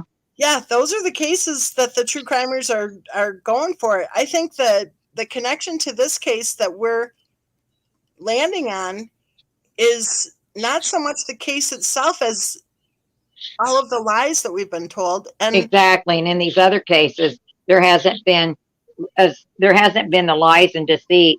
And in most of that, there were actually trials in those cases, right? well, yes, There were trials, yeah. but even without the trial, even even with the trial, even in Betty's case, she had 2 trials. But Right. all of the discussions and the different theories, or like in Darlie Routine's case, how a lot of people think her husband did this or her sister did that or Yeah. whatever. There's all sorts of different theories on all these cases. Nobody's getting attacked. Nobody. No. It's only with the case of Christopher Watts. So I think the interest in this case isn't about the case. No. I don't think true crimers give a ripple about this case. I Mm-mm. think what it is we see clear signs of Munchausen by proxy and child abuse Yes. and the battered male syndrome. And Mhm. we are in a position where we're getting attacked online. They'd want to shut down any discussion on this case. Well, we can figure out why, right? Right. We Yeah. can figure out what it is that they want to hide, because every time we start talking heavy duty about check the knives Mm-hmm. or Munchausen by proxy or moving day or whatever, then all of a sudden, boy, the attackers just go ballistic. They're too stupid to figure it out, to catch a clue, that every time they go stupid ballistic on Stop us, that barking. then we know Mhm. exactly that we're spot on. Right. Mm-hmm. So I think that's the only thing that makes this case interesting, is to be paralleling the abuse and the harassment to the issues that we've been lied to about. And I don't know of any of those other cases where they've had all the fundraisers and all the stuff that's gone on and threats of going after everybody and suing everybody and going to put everybody in prison either. Yeah. Nope, not This at case. all. Yep. Yep. Not at That's all. Mm-hmm. There's one case where they did I would say, a series of fundraisers. However, that was all for forensic testing. Oh, okay. Yeah. And that was confirmed. That was confirmed by the law firm, that any donations were directly for the forensic testing. Well, that's not been the case with this case at all. I haven't heard any fundraisers going for any kind of testing. Have you? No. No, not at all. I mean, and if this goes on and people succeed in this kind of stuff and shutting true crime channels down and stuff, it's basically taking our freedom of speech away, whether people realize it or not. It is, Well, they don't have the power to do that. The true crime community, this is something it's hard to bubble wrap, I guess, the actual true crime community, or sugarcoat it. Yes. Yeah. From the weirdness of the case of Christopher Watts, because the true crime community is alive and well, and the discussion on the case of Christopher Watts is alive and well, and when they're attacking us, they are committing crimes. So the whole idea that they're going to somehow shut down free speech or shut down our right to discuss true crime cases, there's no way in hell they're going to shut down 2020, Entertainment Tonight, all of these different shows, any discussions on JFK or Hitler or whatever. Yeah. There's no way in hell they're going to shut down discussions on O.J. Simpson or Diane Downs or whatever. So the idea that any of them have the power or the ability to say, oh, we're going to make sure that they can't talk about this case, it's bullshit. It's all bullshit. Right. We have the right to discuss this case. We have the right to live free of their abuse and harassment. Right. Good night, Welsh. She's saying good night. Yeah, good night, Welsh. She was hanging in here longer. She was taking off, and then she's like, she wanted 10 more minutes. Yeah.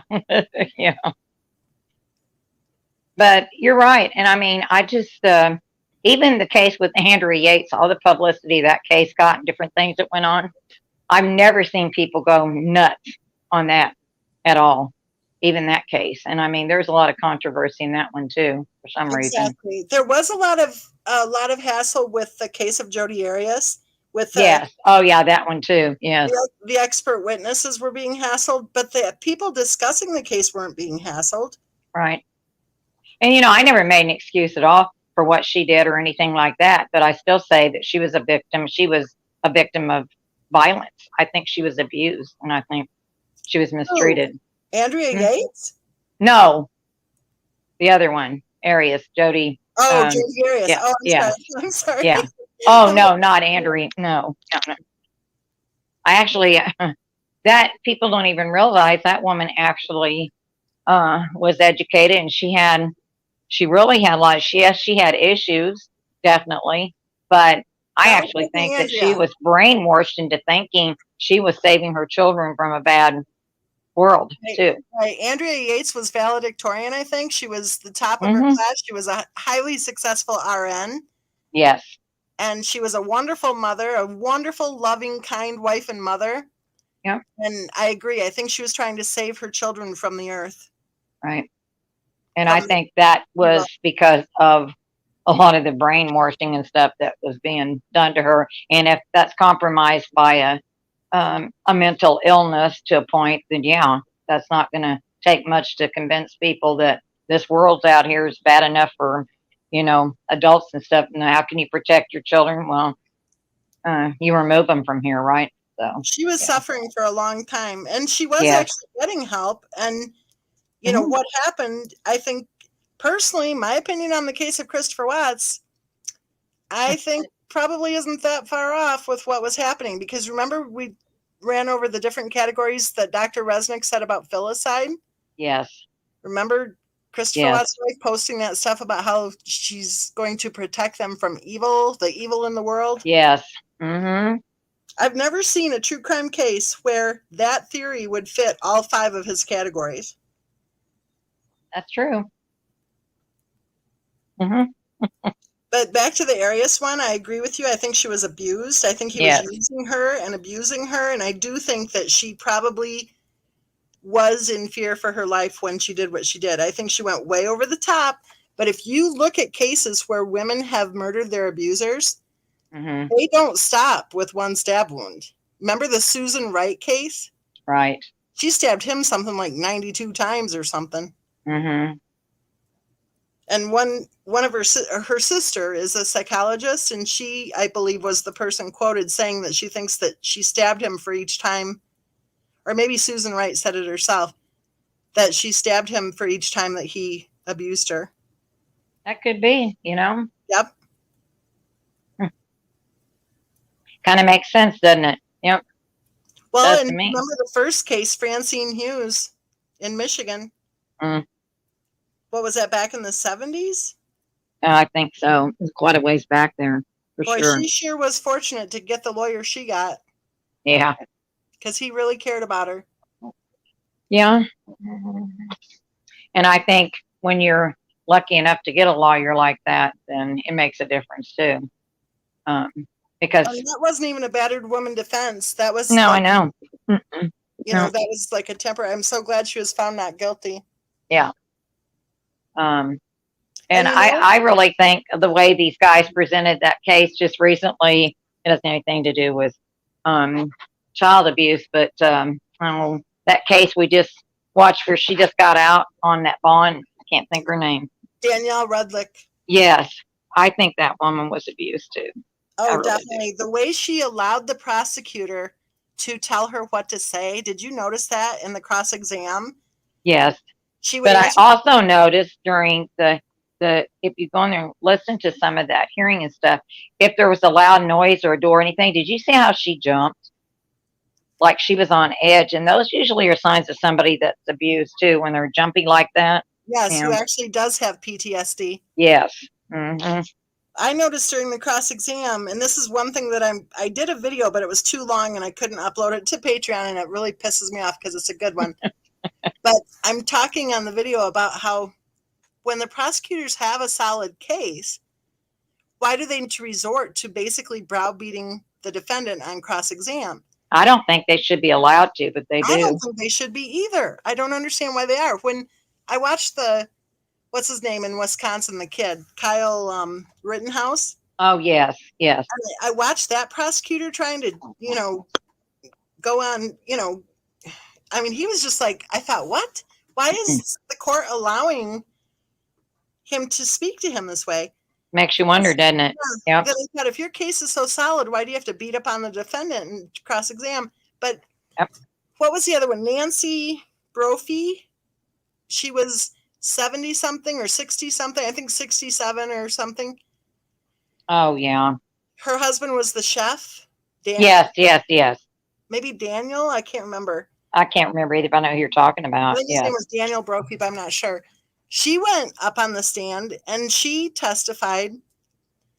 And to me, I actually do think she's guilty because her husband was shot where he worked. It was like a school teaching kids how to be chefs. And Yes. she was driving there early in the morning when he had just shown up at work. She was driving around in circles, evidently. They got her on camera. Mm-hmm. And yet when the police notified her of her husband's death, she said, like, she never said she was downtown or anywhere near the school. Right. And then later they discovered that she was. And then later they discovered she had bought a gun, which would have been consistent with whatever gun was used in the crime. Right. So I think she was guilty. And I also think that prosecutor was highly skilled with not making it look like he was browbeating her. But right. Here's one example. I wondered about that. Yeah. Here's one example. Mm-hmm. Because she is kind of a weirdo. Okay, she's just kind of she comes off like she has an air, like she's a little bit arrogant or something. I don't think she's arrogant. I think she comes from a highly intelligent family of high achievers, and I think that's just the language that she uses, and it's different than I think a lot of people use. And yes, so she came across kind of fruity, quite frankly, on cross-exam. But here's one example of what I'm talking about. So she was a left-winger who was anti-gun all the way, so much so that evidently her first husband was a police officer, and she was so anti-gun that she refused to allow him to have any guns in the house. She was just so afraid of guns. Then she testified that with all the violence going on and all the mass whatevers and stuff, that she and her current husband, the guy who died, that they discussed it and they decided that they wanted to go ahead and buy a gun. And so the prosecutor during the cross-exam, he's going, oh, so you were against guns. So when there's violence, then your solution is to go buy a gun? And he was like mocking her about it. Yeah. And I thought, why aren't her lawyers objecting like right and left? I mean, I can't even watch these trials anymore without going, objection, objection, objection. But you couldn't sit in the courtroom as an observer, could you? So it's like, I mean, it's sad when you see so many opportunities to object that don't happen, that it's like, why aren't they objecting? But of course there's always more information than what we know just by watching it, Right. Yes, So- there is. Yep. and I don't know what their motion in limines may have been, to where they may have already addressed certain issues to where they don't have the ability to object. That could be happening too. But he's basically mocking her like it makes no sense at all that if you're anti-gun that you would want to go buy a gun after all the recent violent stuff in the news. Right. No, actually, it makes perfect sense because when you see, plus things change over the decades, right? Mm-hmm. When you see that there are tighter restrictions coming down the pike, then yeah, when you see an increase in violence, it's a normal, natural human tendency to say, I'm going to arm myself, or at least we're going to buy one. We may never use it or we may never become familiar with it, but we're going to go ahead and buy one while we still can. Yeah. So you have it there for protection. Yes. Mm-hmm. Right. But none of that was ever presented, even for her lawyers to hop right up and to explain that, it was all like a mockery, like she was lying to them or something. Yeah. Yeah, little star, there was a ghost gun too. And that whole thing I thought was really strange during the cross exam, because she obviously didn't know about guns at all. Yes. Right? Mm-hmm. And I guess the bottom line, and what I did with my video that I can't upload because it's too long, the bottom line, in my opinion, is, okay, if they already have a solid case, then please don't browbeat the defendant. Okay, just please don't. We don't need any more Perry Mason type people. Okay? No. But the bottom line is, take a look at the Depp trial. His legal team was second to none. They were prepared. They knew all the details. They were such a smooth running machine, right?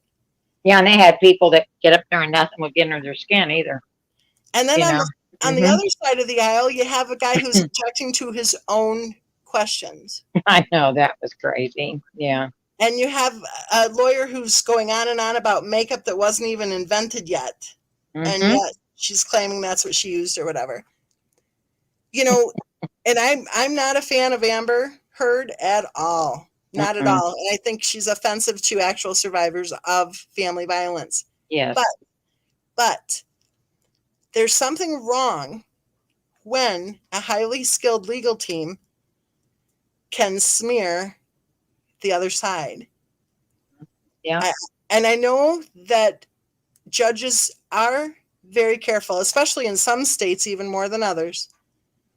They're very careful to basically measure and to be sure, to whatever extent they can, that both parties are on somewhat of an equal footing to ensure justice, you know? And I think it's kind of, it's kind of a philosophical, whatever thought process here, but there's something wrong when money can buy you justice. Exactly. Yeah. Which brings us right back to the case of Christopher Watts, right? Exactly. How many That's what I started to say. Yes. How many times did we hear that they just didn't have the money to hire a lawyer for their son? What? Bullshit. Yeah. They lived in the same house for decades. They both worked full time. They have as much or more money than anybody else who needs a lawyer. Right. I think I still can't help to feel that, I don't know if it's his family or him, that I feel like somebody along the line was threatening them. I don't know why, but that's the way I feel. That's the only thing that makes any sense, that for some reason I do believe that he felt like he was where he needed to be, but I'm just not sure that there wasn't other things where. I don't know about them, but I think that it's possible that he was being threatened. Yes. Linda says there was no question that Jodi Arias was guilty. Nobody ever said that there was any question as to her guilt, Linda. No. We agree. I think we all agree about that. Yeah. But it does not, it is not mutually exclusive that he may have been abusing her. Yeah, it isn't. I mean, that he was using her for sex and everything too. Yeah, I think he had a sex addiction. That doesn't give him her the right to do what she did. Absolutely not. But what I'm saying is, I think that there's a lot of things that was done to her that could have provoked and led up to somebody again that wasn't mentally stable and just enough to push him over that edge, Well, the whole idea that all of his friends and family members called her his ex-girlfriend when they were doinking all day, I'm sorry. Yeah. She wasn't his ex-girlfriend. She was one of maybe a few girlfriends or whatever, but she was not his ex-girlfriend. Right. Wendy says, a lawyer who couldn't find the mic button the whole trial. Wasn't that so silly? Yes, that was. The judge had to keep telling her to turn on her microphone. Yeah. Mm-hmm. Wild, huh? Her team didn't like her. Mm-hmm. Joshua says, I agree about Amber, but it's not like there weren't other brands. That's true. But the way that lawyer presented it, it was pretty telling, I think, when that company came out and said we hadn't even introduced that product yet. Right.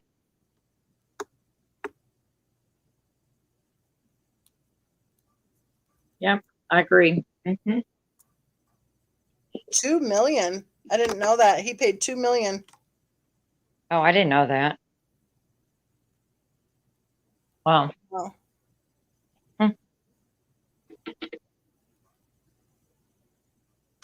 Yes, Bonita says there was clear mental abuse. I think so too. Oh, yeah.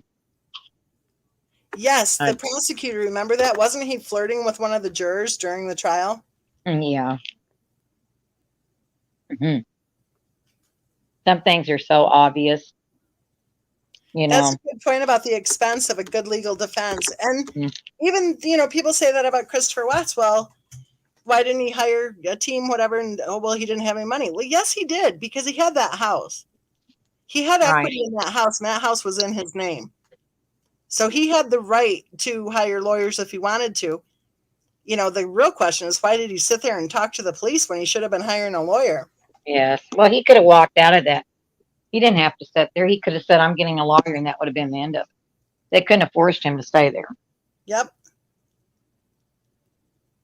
Yeah, But again, absolutely. that's that whole walking on eggshells, passive personality that we were talking about earlier. I mean, hallelujah that you had the balls to not go to the wedding, but why did you drop the ball as soon as you found out that she was pregnant? It's like that family should have stood firm. Yeah. I mean, I think it was bad enough that they should not have gone to the wedding. I think they were right to boycott that wedding based on the bad behaviors. But then And I still say they have a right to go to the cemetery and visit their grandchildren.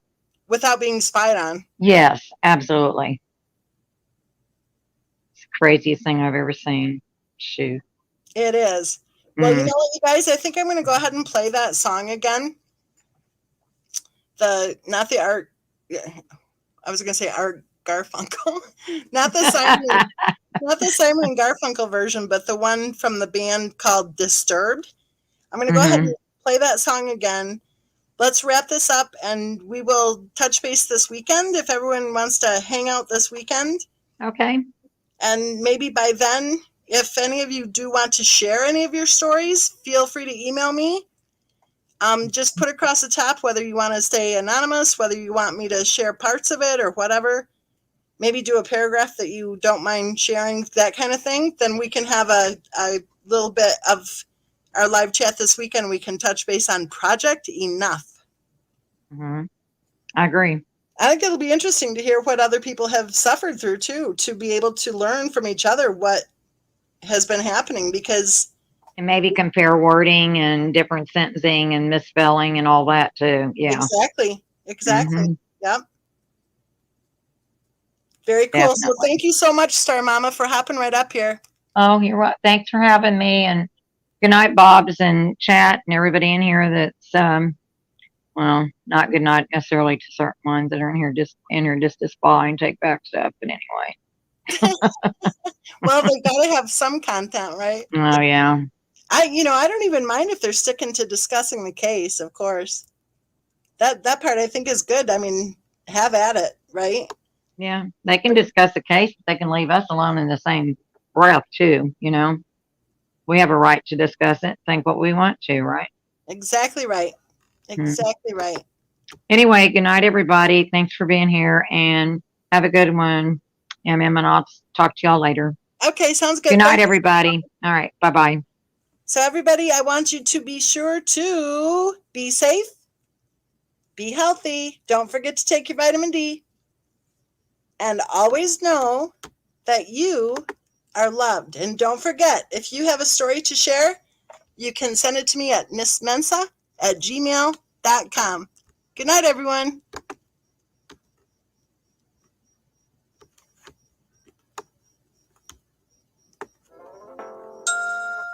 Please welcome Disturbed!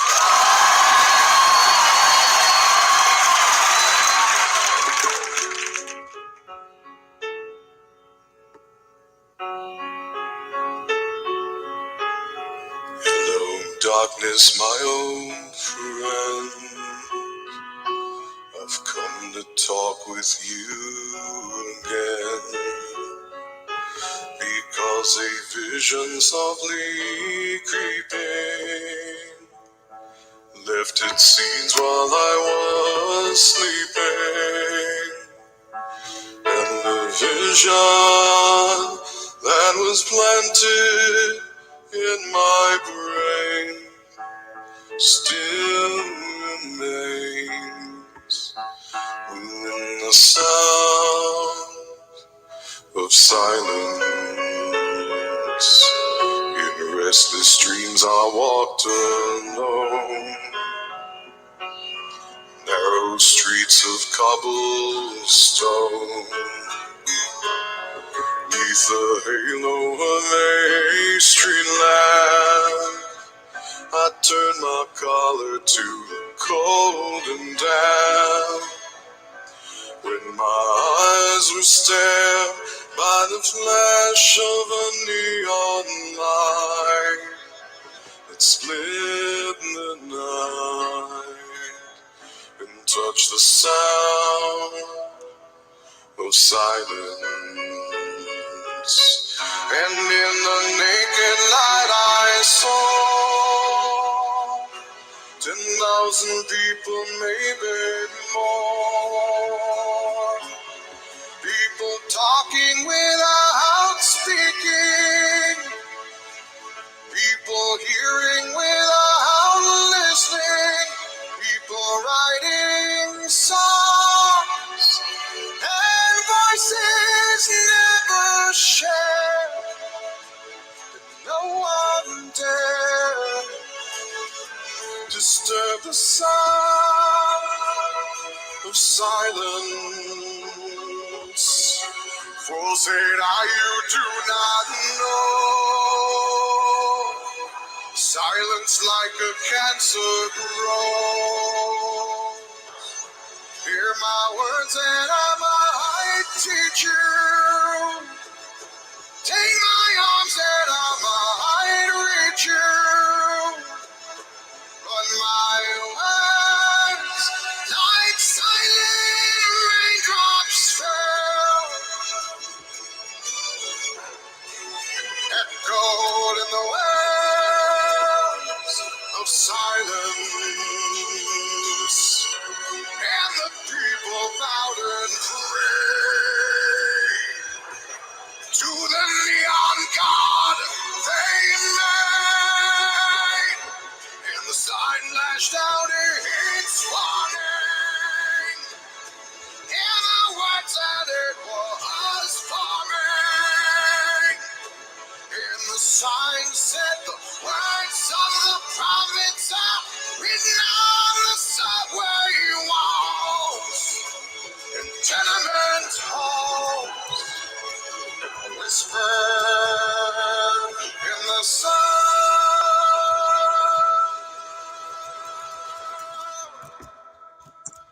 of silence.